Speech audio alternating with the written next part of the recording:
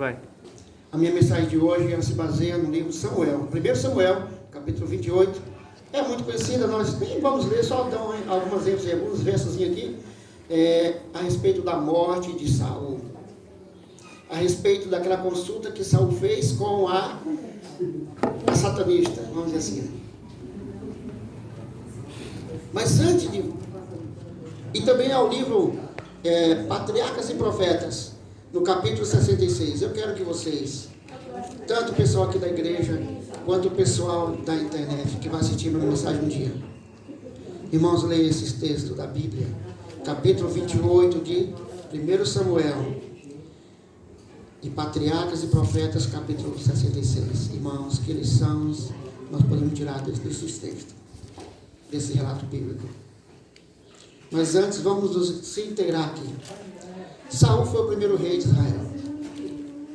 Irmão, Saul, ele foi escolhido pelos olhos humanos. O que vocês acham? Saul era baixinho ou ele era alto? Ele era bem alto. Muito mais alto do que todos os homens. Ele tinha uma postura de rei. Será que Saul era bonito ou era feio? Ele era lindo. Lindo. Simplesmente lindo. Ele era corajoso. Saul era o homem que todas as mulheres queriam ter. Ele tinha a aparência de o líder que todo mundo queria ter. Mas Saul tinha alguns defeitos de caráter que as pessoas não enxergavam. E é a respeito desses defeitos que nós vamos estudar nessa manhã. Mas Saul foi escolhido. E logo no início do seu reinado, ele teve uma luta contra os filisteus. E os filisteus fizeram um desafio, vocês conhecem muito bem o desafio, qual era? Não precisava gente, não precisamos nós brigar muitas mil pessoas. Vamos escolher só um de vocês e só um de nós. Só que eles eram espertos. Ele tinha lá no exército filisteu, tinha quem mesmo? Um tal de Golias, um gigante. O homem era muito mais do que Saul. Era gigante mesmo. E falar em gigante, eu vi um dia uma curiosidade. Por que Davi pegou 5 pedras? Também vi essa curiosidade. Também vi. Vocês sabem por que Davi pegou 5 pedras, irmãos? Se for verdade, e realmente na Bíblia diz, sabe por quê, irmãos? Diga! A irmã está... Sabe por quê, irmãos? Tinham 5 gigantes. Tinham 5 gigantes. E ele disse, eu vou me preparar para derrubar quem? Os 5. Por isso ele pegou 5 pedras. Eu sempre pensei que ele pegou 5 pedras, é que se por acaso errar, botar outra. Não. Ele contou uma para cada um. E aí, já falou em Davi? Nós estudamos Davi, mas tem muito a ver com Davi. Ele não errava. Davi não errava uma pedrada. Davi era habilidoso.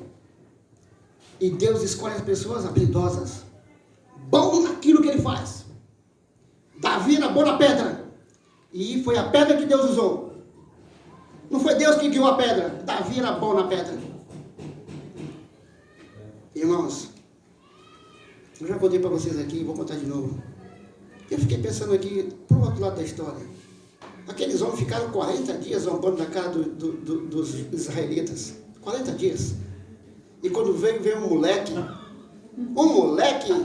sem uma armadura, com um estilingue na mão. E aí eles zombaram mais ainda. Só que depois que o gigante caiu, eles pensaram diferente. Opa! Se um moleque sem armadura, com um estilingue na mão, derrubou o nosso gigante, imagine só Saul.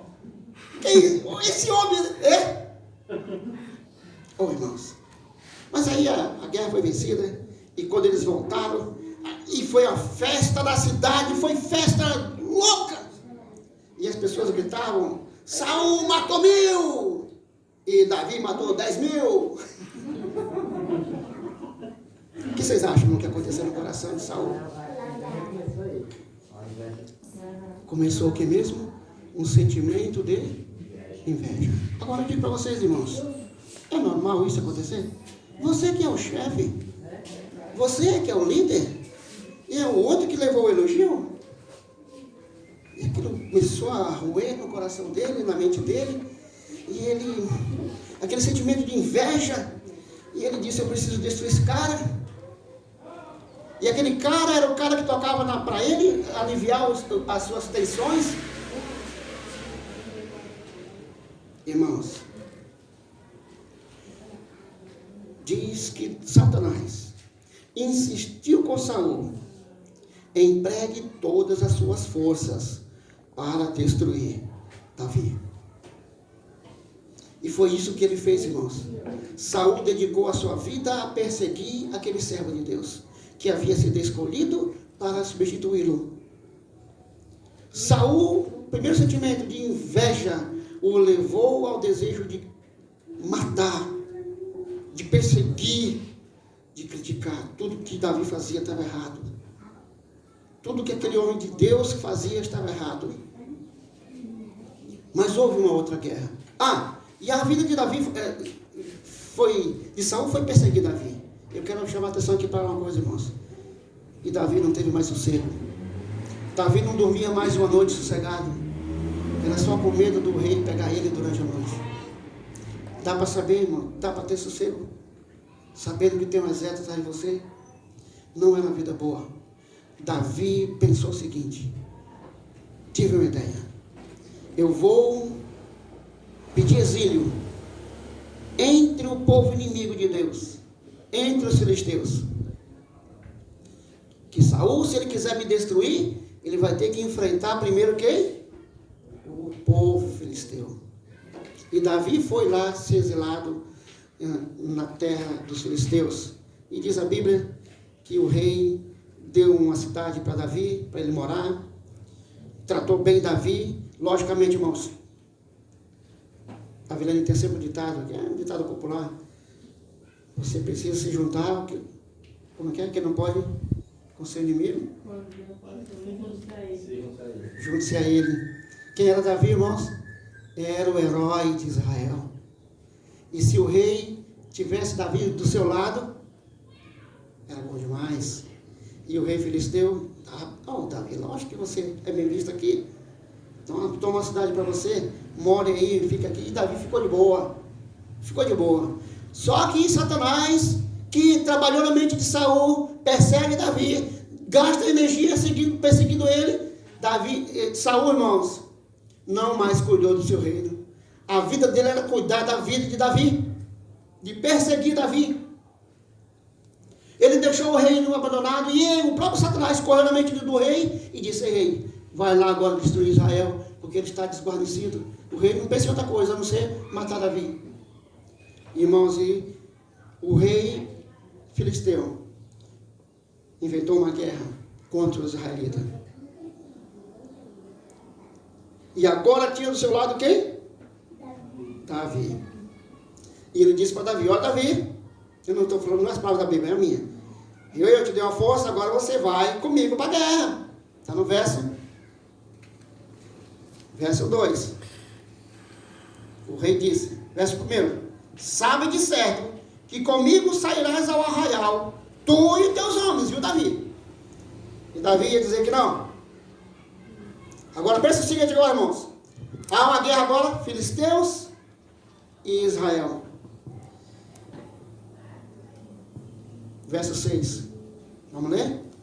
1 Samuel, capítulo 28, verso 6. Verso 6 não. Verso 5. E vendo Saul o arraial dos filisteus, temeu, e estremeceu muito o seu coração. Quando Saul viu o exército filisteu, o que é que ele pensou, que vocês acham? Quem está lá há anos atrás, quem estava aqui? Davi. Quem está lá agora? Davi. Oh, meu Deus. É o meu fim. Porque o meu herói, ou o herói, está lá do outro lado. E ele vai se vingar de mim. Diz a Bíblia que ele estremeceu. Ele estremeceu.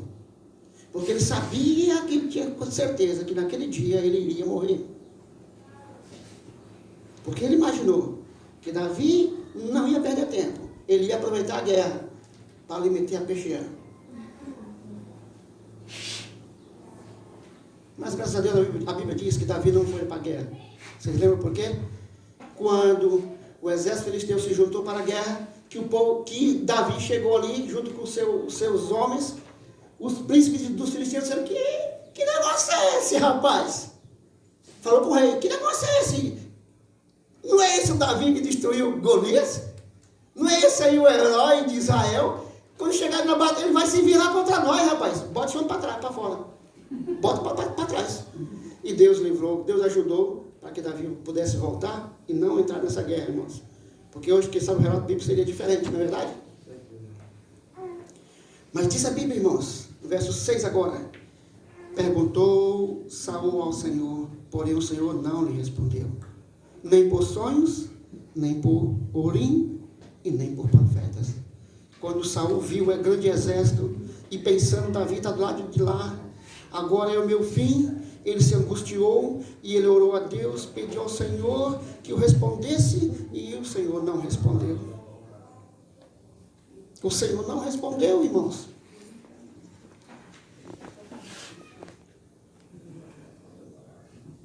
Irmãos, por que é que o Senhor não respondeu Saul?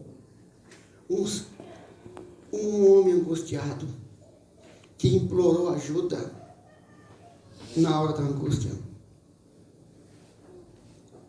O Senhor nunca desviou de uma alma que foi a ele em sinceridade e humildade. Porque deixou Saul voltar sem resposta? Sabe por quê, irmãos? Porque o rei rejeitara o conselho de Samuel. O rei exilara a Davi, o escolhido de Deus. O rei matara o sacerdote do Senhor.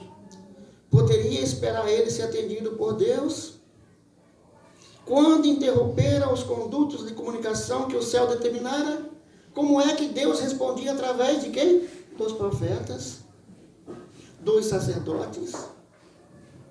Quando ele foi cortando a comunicação com Deus, através da sua vida de inveja, de ódio, de ciúmes.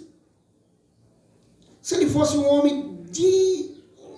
santo homem de Deus, como ele começou a vida, ele teria baixado a cabeça e dizer: Senhor, o Senhor me rejeitou, mas tinha que ser muito humilde para isso. O Senhor me rejeitou, tá bom então. Irmãos, com certeza Deus deixaria aquele homem viver até o final da vida de boa. Ele morreria, Davi exerceria o cargo agora. Mas ele rejeitou todos os conselhos dos profetas. Ele desobedeceu a palavra de Deus. Ele caminhou por um caminho que é um triste caminho. Afastara por seu pecado e o Espírito da graça.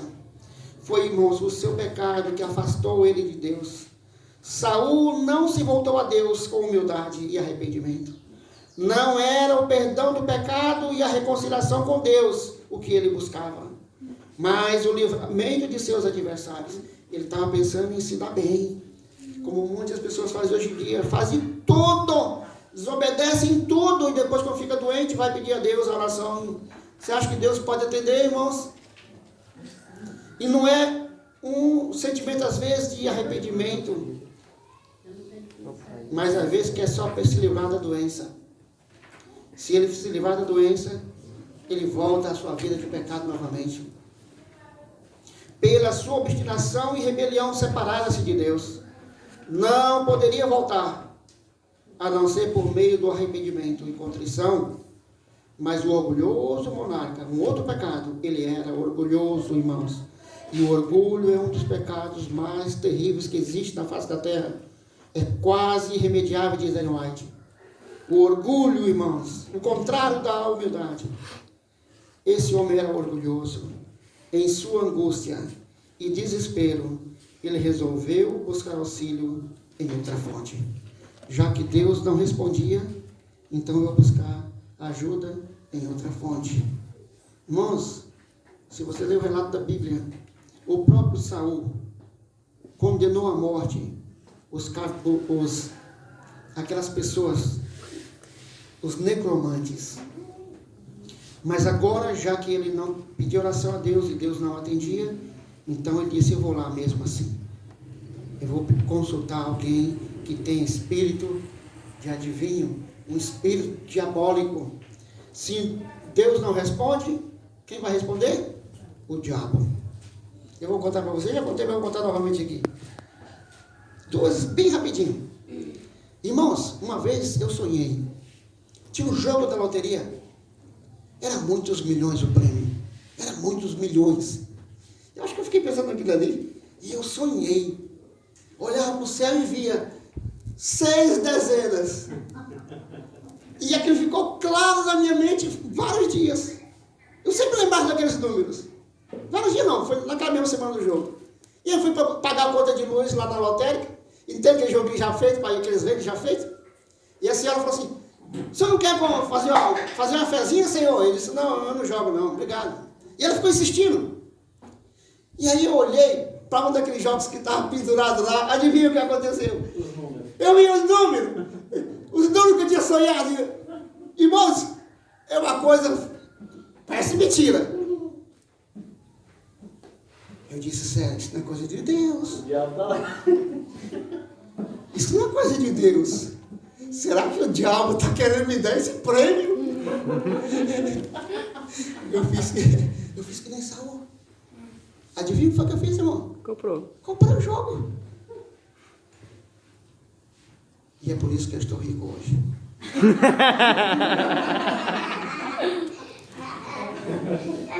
Vocês aqui na internet, estou brincando, na verdade, estão mentindo. Não deu nenhum número. Nenhum número. Parecia algo sobrenatural, não parecia? Eu sonhar com os números e depois ver o número.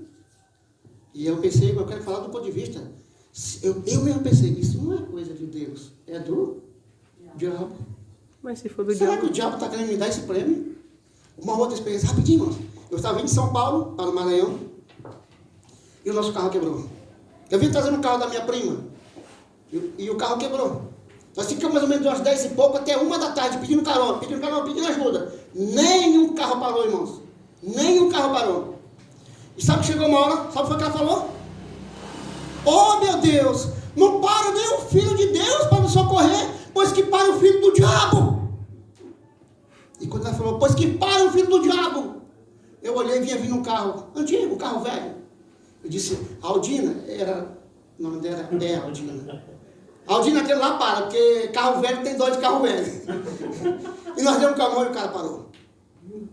Havia 2 pessoas lá dentro. 2 homens. E eu contei o caso, e olha que curioso, irmãos. Os caras, porque andavam com carro velho, não era muito velho, mas era um carro assim, não era carro zero, né? Os caras eram viajantes que viajavam no mundo todo. Eles vinham com peça de carro, vinham com tudo lá no carro. Eu contei o caso, ele disse: eu tenho uma peça aqui, rapaz. Mas o que eu quero chamar a atenção é que quando ela diz, pois que pare o filho do diabo, já que não para o filho de Deus. Foi o que Saul fez, irmãos. Já que Deus não responde, pois que responda ao diabo. E o diabo respondeu. Irmãos, as condições para Saul ser rei era confiança em Deus, obediência à sua palavra. Deus teria sido seu guia e seu escudo. Se ele tivesse sido confiante em Deus, obediente à sua palavra. Embora, irmãos, aí tem porém, o último dia, na última noite da sua vida, ele agora, decidido a ouvir de Satanás uma resposta. Embora sua rebelião e obstinação tivesse quase silenciado a voz divina na alma, havia ainda uma oportunidade para o arrependimento. Mas quando em seu perigo se desviou de Deus para obter luz de um aliado de Satanás, rompeu o último laço que o ligava ao seu Criador. Colocou-se completamente nas mãos de Satanás. E aí, irmãos, o homem que foi dirigido por Satanás a vida toda, no último dia da sua vida, ele se entregou completamente. E naquele dia, Satanás disse: agora você é meu. Está ganho. Deus não tem mais chance nenhuma. Agora Satanás, irmãos, ele abre o jogo. Agora ele começa a falar a verdade. Quando ele olha para as almas, diz: você agora é meu. Tenho certeza que é. Que vereda tão tenebrosa para palmilhar em seus pés humanos. aquela que fora escolhida por quem persistira em ter seu próprio caminho. Qual foi o grande problema de Saul, irmãos? Andar no seu próprio caminho, resistindo às santas influências do Espírito de Deus. Que cativeiro tão terrível como daquele que se acha entregue ao domínio do pior dos tiranos. Não tem coisa pior, irmãos, do você ser entregue a Satanás. Se nos apegamos ao eu, recusando entregar a Deus nossa vontade, estamos preferindo a morte. Para o pecado, seja onde for que ele se encontre, Deus é um fogo consumidor. Se preferimos o pecado e nos recusamos a abandoná-lo, a presença divina que consome o pecado terá de nos consumir. Irmãos, Saul tinha um grande defeito. Vocês sabem qual era?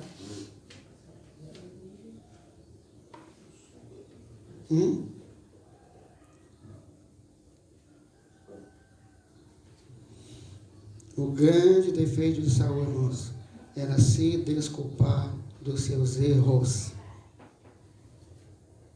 Quando ele errava, ele tinha uma boa desculpa. Irmãos, nós fazemos isso também. Às vezes sentimos inveja. Será que às vezes temos orgulho? Será que nós vivemos nos desculpando dos nossos erros? Diz aí, irmãos, não há desculpa para o pecado. Ô, irmãos, não é fácil. Não é fácil. Você dizer, uma das palavras que é mais difícil falar, né? Me perdoe, eu reconheço que eu estou errado. Irmãos, quantas e quantas vezes na nossa vida cotidiana cometemos erros e nos desculpamos. Eu fiz isso por causa disso. Se você não tivesse... irmãos, humildade foi o pecado que Saul tinha, se desculpar. Saul não se perdeu, não foi por causa que ele tinha pecado, mas Saul se perdeu porque ele se desculpava sempre dos seus pecados. Em sua conduta de rebelião, Saul fora lisonjeado e iludido por Satanás. É a obra do tentador, fazer do pecado coisa insignificante. Ele diz para você, só isso, todo mundo faz. Quem é que não é desse jeito? Quem é que não sente uma invejinha? Quem é que não é orgulhoso? Quem é que não deseja mal? Gente, isso todo mundo faz. Que mal tem isso? Você está enganado. Está errado, é o pastor que está dizendo que isso é coisa grave. O que dizer? É obra do tentador fazer do pecado coisa insignificante. Tornar o caminho da transgressão fácil e convidativo. Cegar a mente das advertências e ameaças do Senhor. Deus não vai fazer isso com você, rapaz. Deus te ama. Você acha que Deus vai tocar fogo em você porque você só faz isso? Esse pecadinho não vale nada. Satanás, pelo seu poder, levara Saul a justificar-se em desafio às reprovações e advertências de Samuel. Vou contar aqui uma besteira. Conheci uma jovem que essa característica dela eu achava muito bonita. De lidar com outra pessoa. Eu não vou falar o nome de ninguém. Gente precisa. E ela dizia, você é assim, é assim, é assim. E no mesmo instante ela dizia, me perdoe, me desculpe. Eu sei que eu falei coisa, eu falei bobagem. Eu achava bonito isso daí. Apesar de que eu achava feio, né? Feio assim, você pega e me detona e desculpa. Pensa antes, né? Pensa antes. Mas eu achava bonito isso daí, que ela dizia, na mesma hora, irmãos, ela já mudava. Como isso é bonito, irmãos? Mas Saul sempre tinha uma boa desculpa. Irmãos, eu estou falando aqui é para nós. Não é a vida de Saul. A vida de Saul é para nós. Quando nós erramos, irmãos, se você fez alguma coisa que está errado, está errado. Não se desculpe. Não dê justificativas. Eu fiz errado. Mas não interessa. Eu errei. Me perdoe. Irmãos, se nós tratarmos assim com Deus, todos nós seremos salvos. Amém. Não é porque nós não pecamos que seremos salvos, mas é porque quando nós pecamos, nós nos arrependemos. Agora preste atenção, irmãos. Aquele mesmo Satanás que dizia para Saul, só isso. Só isso. Que mal tem? Todo mundo faz. Eu estou tentando falar isso para coisas do nosso cotidiano. Para você que está me assistindo um dia. Jovem, que vive como casal, solteiro, na igreja. Satanás diz, todo mundo está fazendo isso. Que mal tem? Irmão na igreja, com inveja, com ciúmes de um cargo na igreja, todo mundo faz, que mal tem? Irmão, Satanás, agora quando ele estava com Saul em suas mãos, e que ele ouviu de Satanás, porque não era Samuel, lembra que não era Samuel que estava falando ali? O que foi que o Satanás disse? Falou toda a verdade. Você vai perder o seu reino. Vai ser hoje. Você hoje vai perder o seu reino. Estava mentindo? Falando a verdade. Você, aquele ser que antes disse pecadinho pequenininho. O que é que disse agora? Voltou-se a ele apresentando a enormidade de seu pecado e a desesperança de perdão. Para você não ter perdão, Saul, você foi longe demais. Mas antes você dizia que não, que Deus era bonzinho, Deus ia perdoar. Não se preocupe. E ele fez isso agora, irmãos, para aguilhoar até o ponto de chegar ao desespero. Nada poderia ter sido melhor escolhido para destruir o ânimo e confundir o juízo, ou para o impelir ao desespero e destruição de si mesmo. Agora Satanás abre a boca e diz a verdade. Você está perdido. Pecadinho, não tem nada de pecadinho pequeno. O pecado aqui é grande, amigo. Você será destruído e o teu exército será destruído. O que diz a Bíblia, irmãos? Saul, quando ouviu aquilo, o que vocês acham, irmãos? Diz a Bíblia que Saul caiu desmaiado. Para que maior derrota do que essa? O que é que Saul fez, irmãos? Como foi a morte de Saul, irmãos? Vocês lembram? Ele se lançou em cima da espada dele. Ele se suicidou. Diz aí, irmãos. E a Bíblia que mostra também. Mas quando Saul olhou e viu os seus filhos degolados, o seu exército destruído, ele pediu para o seu pajem de arma e disse: me mate. Não permita que esses desgraçados me matem. E o pajem de arma, lógico, não ia fazer isso. E o que foi que ele fez? Suicidou-se. Quantas pessoas hoje estão no desespero, irmãos, suicidando-se? Por quê? Porque escolheram o caminho do eu. Eu gosto, eu quero. Quando erra, foi porque também você me incitou. Eu fiquei nervoso, mas porque você também. Irmãos, eu te fiz isso porque você fez isso. Não caminhe por esse caminho. Esse caminho é o caminho da destruição. Ao refletir em sua experiência, eu estou dizendo para nós aqui, Deus dizendo para nós, ao refletir em nossa experiência, você percebe que está trilhando o caminho que Saul trilhou, de inveja. Por mais novos que nós sejamos aqui na igreja, nós já podemos saber se é invejoso ou se não é. Concorda comigo? Você olha para a pessoa, você tem inveja dele. Você tem inveja dos irmãos na igreja? Tem inveja do colega da escola? Esse é o caminho de Saul, irmãos. Você, quando erra, você se desculpa? Ou você diz, me perdoe? Não é fácil, irmãos? Não é fácil.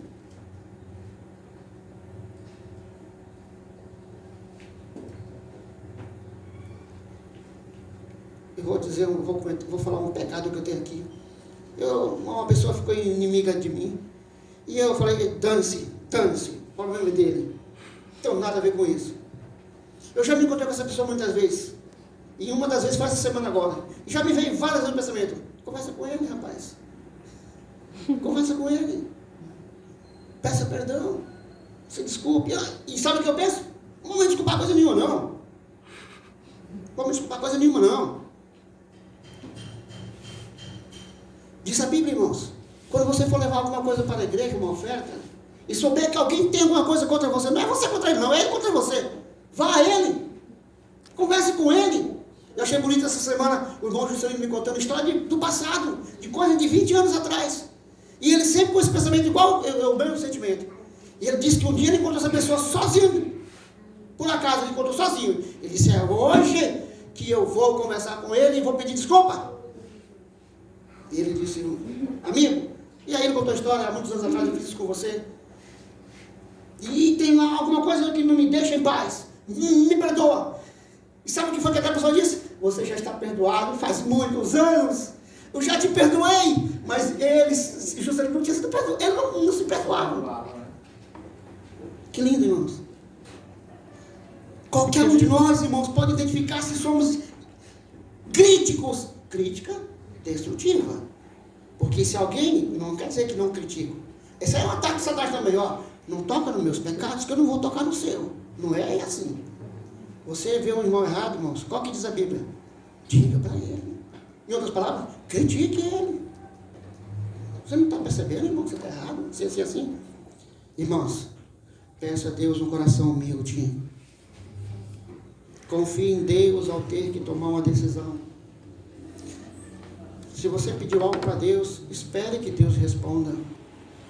Agora você tem que pedir também para Deus, e essa é a coisa que eu mais faço. Senhor, me ajude a reconhecer a voz de Deus. Eu vou falar aqui, vê se eu faço em 30 segundos. Você acha que aquela voz que disse para Abraão, mata o seu filho, não dava para confundir? Deus pede para os pais matar os filhos. Quem é que fazia isso? Os pagãos. Se fosse nós que estivéssemos ouvindo a voz, mata o seu filho, quem ia pensar? Isso é coisa do diabo. Mas por que Abraão obedeceu? E estava certo. Ele já conhecia a voz de Deus. Onde é que está a voz de Deus hoje, irmãos? Na palavra e no espírito de profecia. Quando você lê uma coisa, peça para Deus uma coisa e espere de Deus uma coisa baseada aqui. Irmãos, uma outra coisa, não se engane. Não se engane, Satanás não é seu amigo. Satanás não é amigo de ninguém. Satanás, pelo contrário, é nosso inimigo. Quando ele está apaciguando, na verdade ele quer destruir. Na hora de maior angústia, irmãos, na hora de maior angústia, busque a Deus com sinceridade de coração. Não importa que seja verdade que você seja realmente pecador. Não importa que seja verdade que realmente você seja culpado. Busque a Deus com sinceridade de coração. Deus nunca deixou de ouvir um coração arrependido. Saul teria sido perdoado se naquele dia, no seu último dia de angústia, ele tivesse ido para Deus. Ó Deus, eu reconheço que eu estou nessa situação agora, porque eu persegui, eu matei, eu destruí. Me perdoe. Deus teria livrado o seu povo naquele dia, irmãos. Deus teria livrado o seu povo naquele dia. Deus não iria voltar a sua palavra atrás. Ele não seria mais rei. A sua descendência não seria mais rei. Jonatas já tinha reconhecido. Concorda comigo? Já teria reconhecido. Mas ele foi impenitente, irmão. Na hora de maior angústia, irmão, busca Deus com sinceridade de coração. E Satanás vai dizer, você é pecador. Para você não tem jeito. Você foi longe demais. Não pense assim, irmãos. Vá a Deus mesmo assim. Deus vai atender a oração sincera de um coração contrito. Amém. Sempre Ele ouviu e Ele ouvirá. A oração de um coração sincero e contrito. Vamos orar? Ó Deus Todo-Poderoso, Criador dos céus e da terra, mantenedor do universo. Teu nome seja glorificado aqui na terra como ele é no céu. Porque tu és digno de todo poder, de toda honra, de toda glória. Amém. Por criar, por manter a vida no universo. Amém. Ó Deus Todo-Poderoso, obrigado pela oportunidade que o Senhor nos dá. Amém. Do arrependimento, da oportunidade do perdão. Ó Deus, a todos nós estamos pedindo aqui um coração humilde, para que possa reconhecer quando errarmos, irmos a Ti com o coração sincero. Amém. Temos a coragem e a humildade de conversar e de pedir perdão, não só a Ti, mas a todas aquelas pessoas que nós temos errado. Precisamos desse coração transformado, e o Senhor tem prometido que vai fazer, nos dar um coração novo. Dá, Senhor, um coração novo, como está na sua promessa, para que nós possamos ser transformados pelo poder da sua palavra. Ajuda-nos, ó Deus, a não trilharmos o caminho de Saul, o caminho da justificativa. Não sabemos, ó Pai, que não há justificativa para os erros. Dá-nos esse coração, ó Pai, que possa reconhecer os disfarces de Satanás, as coisas pequenas que ele pode nos apresentar. E com a tua ajuda, Pai, tomarmos o caminho certo. Amém. O caminho da salvação, do arrependimento, da obediência, da confiança em Ti. Dirija-nos, ó Pai, em nossa vida aqui cotidiana. Cada segundo da nossa vida, ó Deus, nos dirija, para que um dia nós possamos, Senhor, estar contigo nas mansões celestiais. Amém. E vivermos para sempre. Essas bênçãos te pedimos em nome e por amor de Jesus. Amém. Amém.